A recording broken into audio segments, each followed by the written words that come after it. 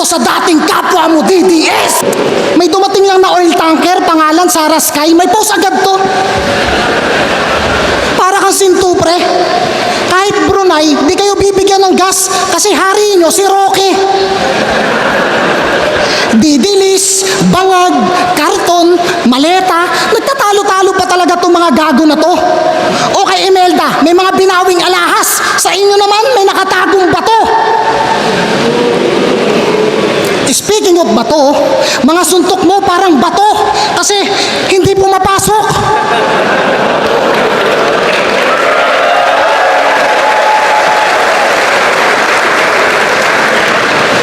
Yung iba naman, pabalik-balik ng Europa, ginawang hagdan, kakapanig-panaog.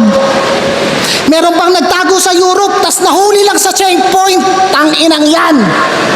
O sige, tama na lang yung ibang bansa. Pag-usapan naman natin yung sa mga Pinas lang.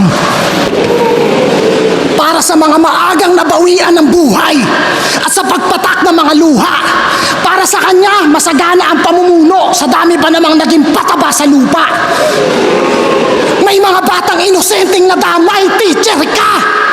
May nawalan ng anak, kapatid at pamangkin. Loyalty mo wala sa bayan, putang ina mo si Plaridel ka pa man din.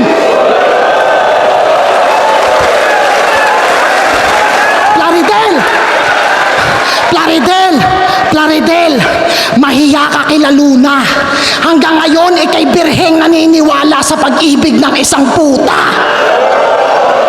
Sumusunod ng walang tanong kung susumahin ay alipin na to. Nakasuporta sa mga taong dahilan kung ba't sa sariling bayan ay para pa rin bilanggo.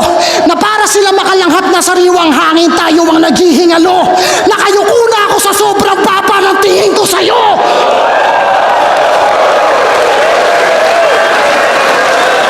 Ano? Iyak na lang kayo? Humanda kayo sa 2028? O ba't? Sino bang nabudol? Kami ba? Tinutulan na yan dating-dati pa. Putang ina, mga propagandang meaningless. At oo, tang ina mo nang gagaling to sa dating kapwa mo, DDS.